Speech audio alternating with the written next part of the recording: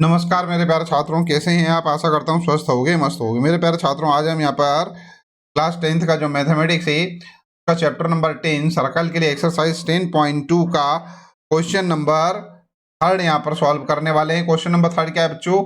If tangents P A and P B from a point P to a circle with centre O are inclined to each other at angle of 80 degree, then angle P O A is equal to. ठीक है, अपने को क्या है, कोई circle दे रखा है, circle की दो टेंजेंट्स दे रखी है अपने को, P A and P B.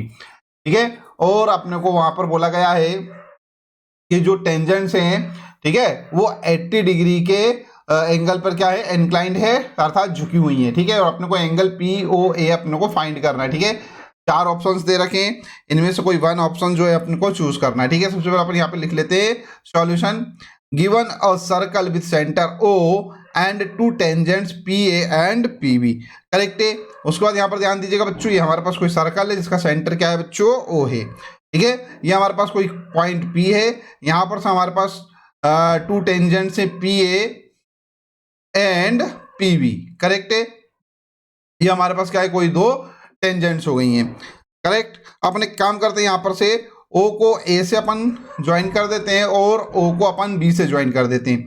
ठीक है, साथ ही साथ में ओ को अपन पी से ज्वाइन कर देते हैं।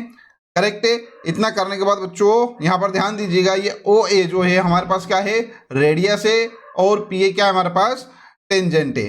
ठीक है, तो ओ ए क्या हो जाएगा हमारे पास भैया, पी ए पर परपेंडिकुलर हो जाएगा। इसी प्रकार ओ बी भी क्या हो जाएगा, परपेंडिकुलर हो जाएगा। ठीक है, यहाँ लगते हैं अपन, now we know that radius is perpendicular to tangent. ठीक है, तो यहाँ से ओ ए जो है पी ए पर परपेंडिकुलर है, that is angle O A P will be 90 degree and angle O B P also 90 degree. Correct है, ये अपने को यहाँ पर इतनी चीजें पता चल रही हैं। ठीक है, चलिए बच्चों अपन इसको आगे यहाँ पर सॉल्व करते हैं। इतना होने के बाद बच्चों यहाँ पर थोड़ा सा ध्यान दीजिएगा। ठीक है, क्या हमारे पास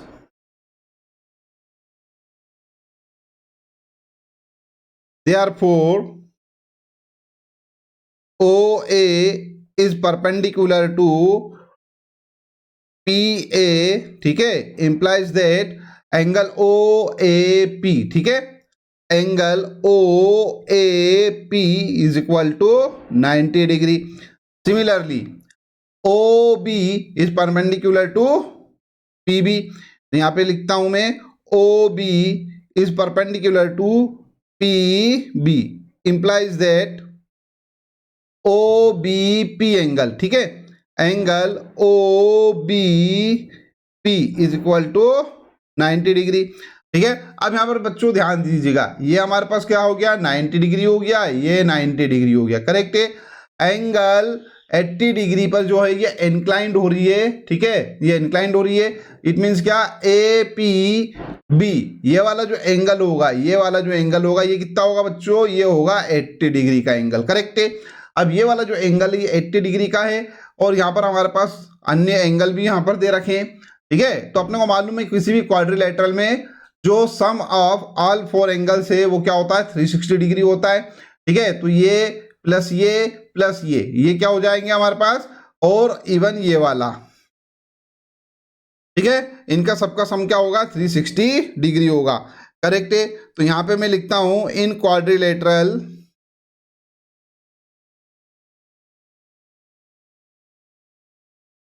इन क्वाड्रिलेटरल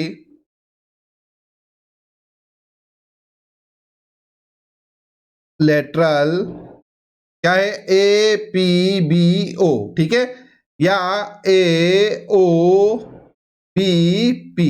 ठीक है, क्या होगा बच्चों, ये जो हमारे पास सारे एंगल्स हैं इनका सम क्या होगा भैया, 180 डिग्री होगा। तो यहां पे लिखता हूं मैं angle O A P, angle O A P plus angle O B P. ठीक है, angle O B P plus angle A P B, angle A P B plus angle A O B.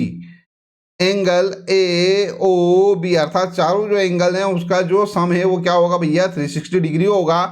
It means हमारे पास angle O A P, ठीक है, ये है हमारे पास 90 degree plus angle O B P, ये हमारे पास 90 degree plus angle A P B, A P B is equal to हमारे पास है 80 degree plus angle A O B is equal to 360 degree. Correct है बच्चों, 90 90 180 हो गया और 180 ये वाला 80 अपने यहाँ पर जुड़ रहा है, टोटल हमारे पास हो रहा है 260 डिग्री। करेक्ट है, तो यहाँ पे लिखता हूं मैं, एक काम करो इसको साथ में जोड़ के दूसरी तरफ भी पहुंचा सकते हैं अपन, तो यहाँ पे से हो जाएगा हमारे पास angle A O B is equal to, ये तो हो गया 360 यहाँ पर, और इन सबका सम क्या आया है, इन सबका सम हमारे पास आ रहा है 260, तो ये हो जाएगा -260 degree. That is angle A O B is equal to हो जाएगा हमारे पास कितना 100 डिग्री। करेक्ट है, तो एक ये जो वैल्यू है इसको अपन क्या करेंगे, याद रखेंगे। करेक्ट है, चाहो तो इसको अपन इक्वेशन नंबर 1 लेट कर लेते हैं। अच्छा बच्चों, अब इतना होने के बाद यहाँ पर ध्यान दीजिएगा, हमारे पास दो ट्रेंगल हो रहे हैं, एक तो क्या ओ ए पी और ओ बी पी, ठीक है, तो यहाँ पे लिखता हूं मैं in triangle O A P and O B P and triangle O B P, ठीक है। यहाँ बच्चों ध्यान दीजिएगा क्या हो रहा है, ओ ए या सीधे से लिखते हैं A P is equal to B P. Correct है, यहाँ लिखता हूं मैं A P is equal to B P.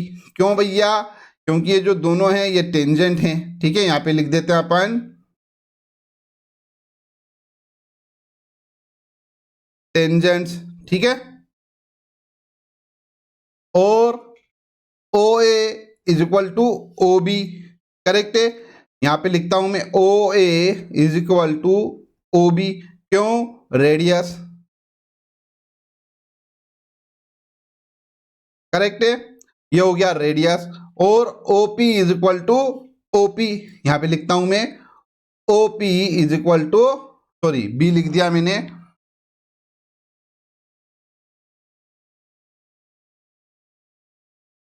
क्या, OP is equal to OP. क्यों भैया, क्योंकि ये कॉमन है। करेक्ट है, तो यहां पर देखो S S S S S S congruency हमारी यहां पर क्या होगी, फॉलो होती है, तो यहां पे लिखेंगे अपन hence triangle O A P is equal to triangle O B P, ठीक है। क्यों, यहां पर अपन इसका रीजन भी लिख देते हैं, ठीक है, by S S S congruency rule. Correct है, इसका क्या मतलब हुआ, जब अपनों को मालूम है जब भी कोई दो ट्रायंगल्स कॉन्ग्रुएंट होते हैं, ठीक है, तो उनके जो करस्पॉन्डिंग पार्ट्स होते हैं वो क्या होते हैं, इक्वल होते हैं। तो इसके करस्पॉन्डिंग पार्ट्स में अपन इक्वल बता देंगे किसको, angle A O P is equal to B O P. Correct है, यहां पे लिखता हूं मैं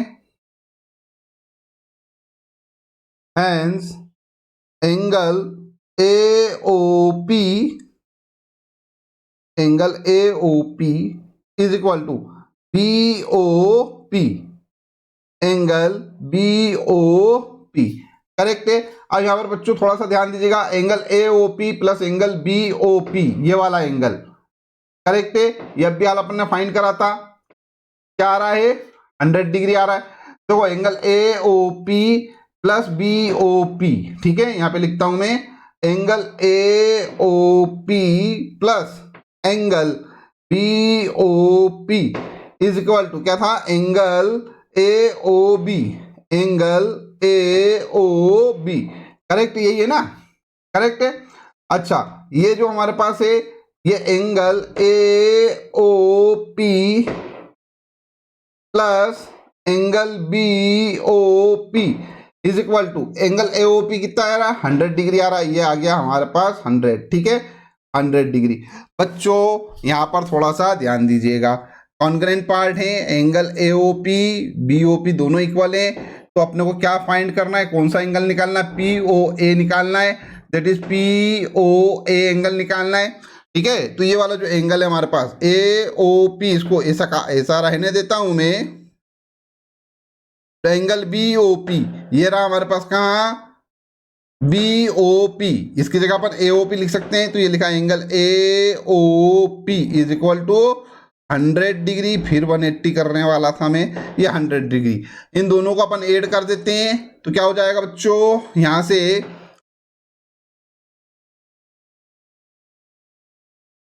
हाँ, यहां से क्या हो जाएगा, एंगल एंगल AOP ये हो जाएंगे, एड टू एंगल AOP, ये यहां पे लिख लेता हूं मैं, two angle AOP is equal to 100 degree.